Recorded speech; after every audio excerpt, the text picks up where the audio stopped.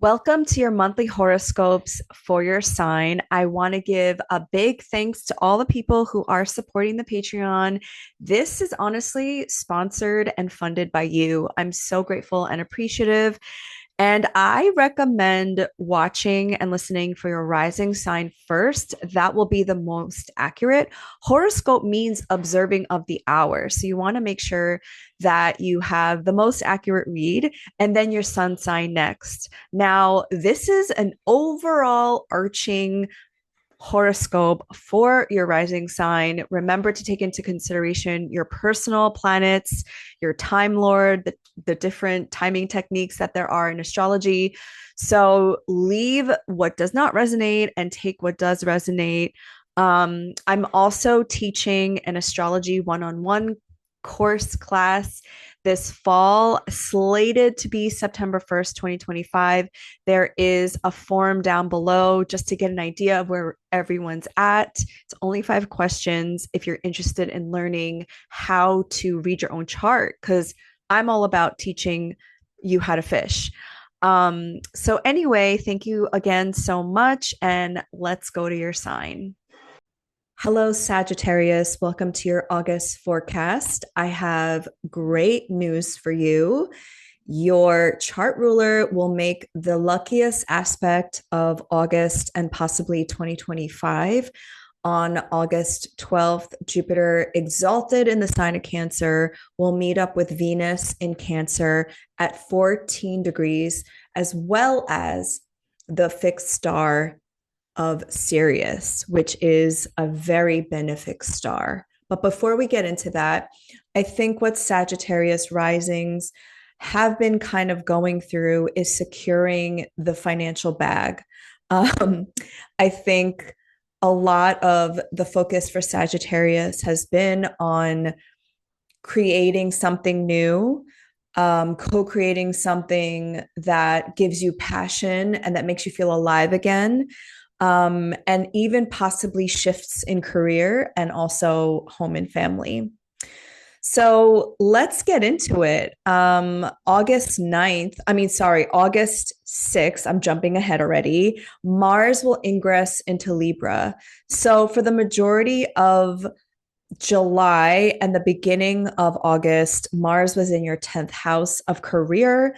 So you were really motivated to get things going. You were really motivated to dream up something bigger for yourself, as Mars rules your fifth house of creativity, passions, and joy and pleasure, and your 12th house of the unknown, of exile and isolation. And so Mars going through Virgo here, you might have been paying attention to your career and your work, maybe asking for a raise, maybe bringing some ideas to your boss or your job. If you're an entrepreneur, maybe you decided to up level yourself in some way. But now on August 6th, Mars will be moving into your 11th house. And so a lot of August will have you networking. I know networking is such a corporate term, but meeting people, meeting up with friends, being more social, since Mars in Libra will make grand air trine to Pluto in Aquarius in your third and Uranus and Gemini in your seventh. So this is a time to really get out there and get your ideas known, mingle with people. If you're into community organizing or some kind of mutual aid, this is a great time to do that. As Mars in Libra, yes, it's in its detriment, but in the sign of Libra, which is about justice, about harmony, about relationships, I think you can use Mars and Libra in this way to advocate for people who are marginalized, as Mars rules your 12th house. Um, so I'm a Sagittarius rising, and I have Mars in Libra natally here. So this can also bring up some conflict with friends or friendships. You would have experienced this a lot between, let's say, 2023 to 2025, with the eclipses happening here, with the South Node moving through here. So I think maybe a lot of Sag risings not got rid. Oh my God, that's such an Aquarius moon thing to say. shifted friendships or groups based on the alignment of values. And so Mars is coming back here in this area of your life since 2023, the fall of 2023. So you might want to go back and remember what happened during that time. That was when I spoke out for the first time about Palestine, and a bunch of people left my life. There was like a mass wave of people. And so this could just be, Mars is a planet of action. It's the masculine principle. It's about, in some ways, taking action and severing and cutting away. So this might be a time that do an audit of your friendships. This might be a time where you unfollow people on your social media platforms. But ultimately, you will find people who are more in alignment with your values. On August 8th, this is probably the most, I would say, challenging aspect of this month. Mars in Libra will oppose Saturn retrograde in Aries at 1 degree. So the 5th and 11th houses are the houses of good fortune. So I think out of all of the signs, maybe Gemini risings as well, this opposition will definitely not be as difficult as, like, say, other signs. But I think what this might entail is a conflict about your creative ideas, what you're bringing through, what you're trying to co-create, right? And it not being in alignment with a friend group or, people that are in your current community, something that you're trying to imagine for yourself, right? I'm just thinking of the Saturn Neptune conjunction in your 5th house is not being received by, let's say, your social media followers or people who are you consider to be in your community. Now, ultimately, when the 5th house ruler is in the 11th, there's some reception here as Saturn is speaking to that Mars. So I don't think it's going to be as combative because they are speaking to each other. But I would put a pin on August 8th. I would circle that date as potential for conflict. This isn't a day to necessarily, you know what? I don't necessarily like giving this advice because sometimes I think that conflict is good. I think conflict brings up injustice. I think conflict is necessary in relationships. So I don't want to say like avoid conflict or avoid, calling people out. But I would just also ask, what is your intention? What is your intention when you are bringing stuff up or you're calling people out or you are in a conflict relationship with someone? Is this person willing to have repair? Is this person willing to hold themselves accountable and you as well? So ultimately, I think, I have an Aries sun, I have a lot of Libra, and they are in these houses. Oftentimes, how I experience this is, conflict resolution and really understanding the art of that. And that's very much Mars in Libra. On August 9th, we have a full moon in Aquarius at 16 degrees, and this happens at 3:55 a.m. Eastern time. And this will happen in your 3rd house, the house of communication, writing. This is the house of like short distance travel. So like within your neighborhood, this is also your neighborhood. The 3rd house is also your siblings. So think back to January 29th when there was a new moon here at 9 degrees. And this is when Saturn was still in the sign of Pisces. So topics of like home and family, ancestral roots, the past, memories could have come up at that time. And you kind of like setting intentions for looking towards the future. Maybe you made an intention to move out of your childhood home, or you decided to move back to your childhood home or something like that, or you decided to move in general. I think a lot of Sag risings are going to move in some way with eclipses happening in the 4th house. But now is the fruition of that new moon. So This full moon is in the second decan of Aquarius, which is the Six of Swords. It's a Mercury ruled decan. And Mercury is all about your thoughts, and it's about communication. And Mercury in Aquarius thinks about the future. This card is signified. I'm going to try to look for it for you.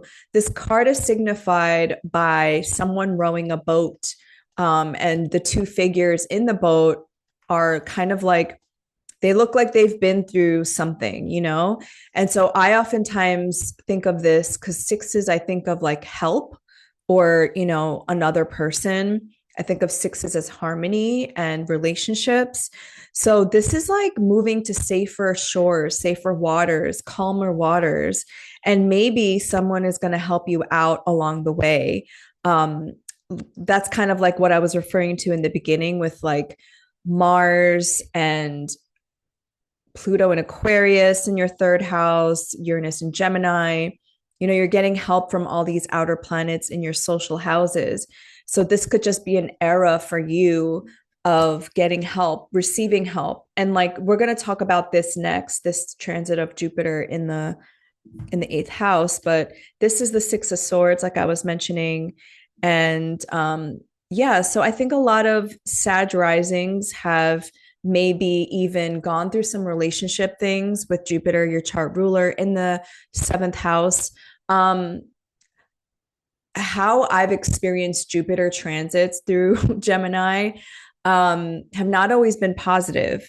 If I think back to even 12 years ago, the last time Jupiter was in Gemini, which it's in its detriment in Gemini in the seventh house, is a breakup. Usually somebody leaves my life with this transit. So I know a lot of astrologers say Jupiter brings abundance and Jupiter brings luck and all these things. And I think that's true in certain signs, but I think we have to think about the sign that Jupiter is in and where it's transiting. So I think, Sag risings have been going through a lot of things. You've been going through eclipses in your fourth and 10th already, and Jupiter moving through the seventh house. And it went through all those Saturn squares to Saturn and Pisces in the fourth. And so something that like Sag risings have been wanting to create or like change in their life has kind of been stuck. So I think this full moon is really positive. I think you're moving forward in some way.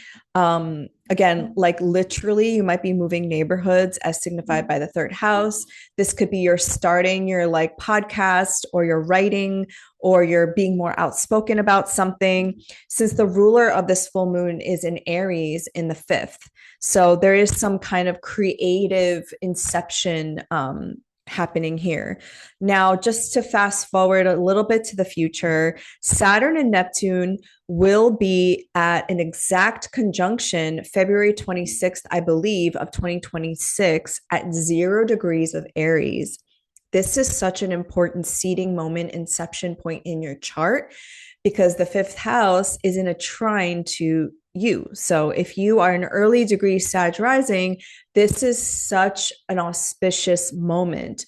So whatever you're kind of like clearing from your life now, whatever you're kind of going through your like metaphorical like death moment with Jupiter, your chart ruler in the eighth, like welcome it, because come next year when Jupiter is in Leo in the ninth, this is like the coming out party. So that was just a little teaser of the future. But going back to the full moon in Aquarius, after this full moon perfects, meaning it goes exact, there will be a 22-hour, 55-minute void of course moon. So I've been sharing with you every chance I get when there is a void of course moon to do nothing. You don't necessarily want to manifest on a void of course moon. You don't want to set intentions. You don't want to start something, because nothing will come of that. So if you want to start something, or you want to like announce something and not have it have backlash, that's a good use of the void of course moon. But I would just rest and relax on a void of course moon. That's the best way to use this energy. You don't want to go against energy. You want to flow with the energy. And I think this full moon is saying like, Hey, listen, you've come a long way. Like you've done a lot. You've put in a lot of work. You've done everything that you can at this moment, and now it's time to surrender and leave it up to the divine. On August 11th, Mercury goes direct at 4 degrees of Leo. So the retrograde went from 15 to 4 degrees of Leo. So if you have your Sag rising in and around 4 to 15 degrees, Mercury was trining you. And if you have a Virgo midheaven, this Mercury rules your midheaven and your seventh house, your descendant. So this is like positive. I think Mercury changing directions, you might have felt called to, I don't know, teach astrology, learn astrology. You might have felt called to travel abroad, as the ninth house is foreign lands and foreign travel. You might have gotten into learning something new, something related to astrology, philosophy, spirituality, religion. I think the sun being here in its domicile, in its joy, the sun has its joy in the ninth house. I think this is like Leo season is always the best time for Sag risings in general because it's an overcoming trine to you. So yeah, I really like this. I really like that now that Mercury is going direct in such a positive house. Also, you might have felt called to just like um maybe write something, because this is the house of publishing. This is also the house of your dreams and your visions. And it's ultimately the third and ninth houses are the houses of like divination, right? Because the moon has its joy in the third, the sun has its joy in the ninth. This is based on Hellenistic astrology. So I really like this. Then the very next day, there is such a positive aspect that you should definitely circle this, do some magic on this day. Venus in Cancer will conjunct Jupiter in Cancer at 14 degrees. And like I said, it's conjunct Sirius, which in ancient Egypt was their most like benefic star, right? That's why New Age people say like Lionsgate 888. Well, Sirius, what the Egyptians witnessed was the heliacal rise of Sirius. And every time that happened in and around this time, the Nile River would flood. The Nile River doesn't flood anymore because over the course of time, they've built dams. And like that's not a thing anymore, but that would bring in the fertility of the Nile. And so Sirius, the dog star, was considered to be a very benefic, lucky planet. Um, so yeah, I think this is a very lucky day, especially for Sag risings. Jupiter's your chart ruler. It's exalted. It's almost at the exaltation degree of 15 degrees, but again, because it's with another benefic, Venus rules your sixth house and your 11th house. So this could be a great day to meet people. Jupiter rules you, Jupiter rules your fourth house. Just do some magic on this day. Like I am looking forward to this day very much. Because I'm in an eighth house year. So, and I have my North Node there. So it's just been a really rough solar return year. So I'm really looking forward to this day. On August 22nd, you have a vibe shift because the sun will now go into the sign of Virgo, which is your 10th house. So all the focus of going from the ninth will go to the 10th. And now you're thinking about what am I here for? Like, what is my purpose? What is my career? What is my job? Virgo is ruled by Mercury. Virgo is paying attention to the detail. Virgo is the priestess. Virgo is about health. There's so many different significations of Virgo, but basically, if you have your midheaven here, again, this will, if the sun conjuncts your midheaven, that's like a very high career moment. The very next day, there will be a new moon in Virgo at 0 degrees at 2:06 a.m. Eastern time. This is not an eclipse. However, on September 21st, there will be a solar eclipse at 29 Virgo. So basically, the signs go from 0 to 29 degrees. And so you're having a new moon in Virgo in your 10th house at the 0 degree, which is the inception point, and the 29th anaretic degree. So something is being reborn, something is being created in your career sector.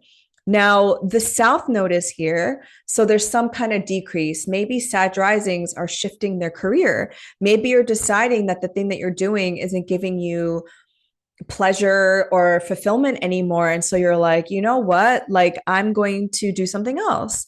Or maybe because, the focus on family or the focus on the home, fourth house, North Node there, Jupiter in the eighth. It's like, okay, maybe I'm going to be focused more on my family and my career life is taking a back seat. Whatever the case may be, something is changing in your career sector. This is in the first decan of Virgo, which is the Eight of Pentacles. This is about commitment and craftsmanship to your craft. So, um, like I said, this could also be just a recommitment to whatever it is that you're doing. Maybe you decided, like, I didn't give my side hustle enough time because of my shitty ass job. And so I'm going to like put more effort into my side hustle to make it a career, make it what I want it to be so that I could eventually leave my job that I absolutely hate. So here is the Eight of Pentacles. And as you can see, this person is focusing on that one pentacle and making that one pentacle like perfect. Now, the shadow aspect of Virgo is overthinking, over criticizing, and perfection, right? So I think the South Node being there too, it's like, which is so antithetical to a Sagittarius because Sagittarius is kind of like this fuck around and find out energy, like very exploratory, very adventurous. But then the 10th house is this like Virgo, which is like perfect detail. We can make things better, right? So there's these two aspects of Sagittarius, which I think are very interesting. And I see that within myself. Like, how I live through this world is very Sagittarian in general. But then when it comes to my career, I don't feel like I'm good enough. I feel like I, um, I'm constantly trying to better myself with taking classes and learning and all that stuff. So if you feel like that's you, then this new moon might be this new beginning of letting go of some of those things.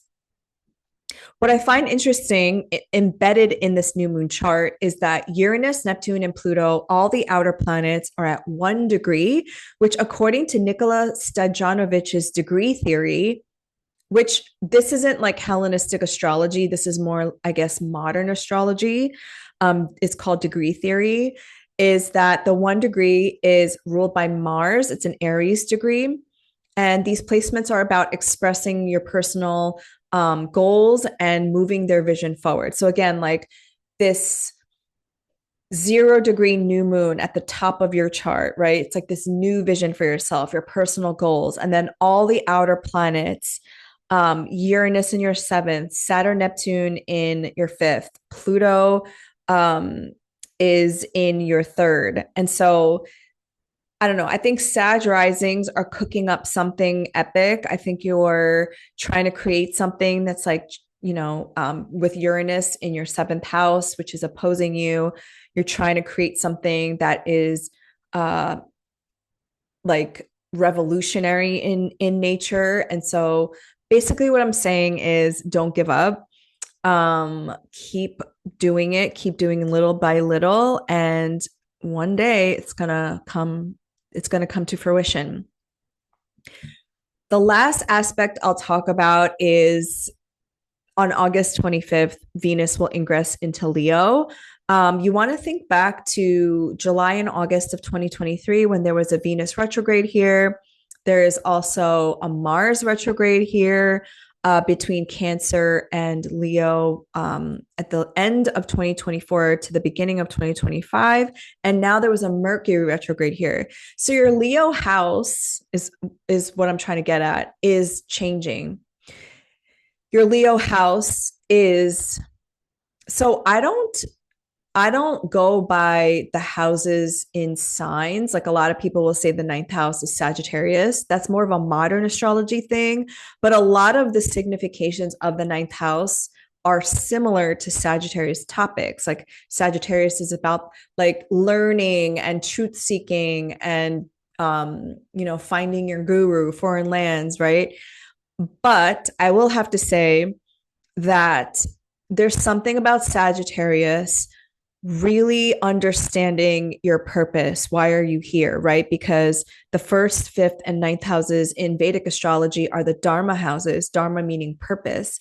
So, like, I feel like with all these retrogrades going through the ninth house for Sagittarius, it's like you're finally realizing like your deeper purpose. Like, why are you here? And I ultimately think for all Sag placements, it is that you've experienced life firsthand. And through those experiences, you have wisdom that you can impart to others. So, what channel, what medium are you going to use to share those insights with? Are you going to start a podcast or a Substack or a YouTube channel, as signified by, like I mentioned, Mars in Libra in the 11th, trine to Pluto in Aquarius in the 3rd, Uranus and Gemini in the 7th. That grand air trine is saying this is the time to share. This is the time to speak and be heard.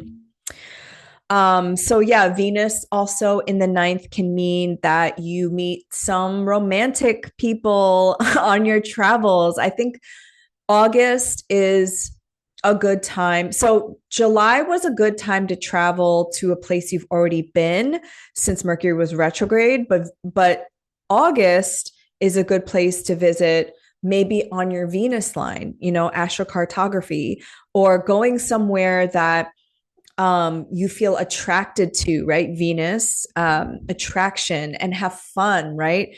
This is a really lovely transit. And I think, like I mentioned, August, I think Sag rising specifically, and also sun signs are going to really like August. Because I feel like the tide is starting to shift for you. I'm not saying it's going to be butterflies and rainbows. Of course, you still have to deal with that Mars opposite Saturn. Jupiter is going to continue to experience squares to the cardinal signs. But I think overall, Sag risings are going to really find their own, and they're going to secure the bag. And yeah, I wish you all the best, and I will see you next month.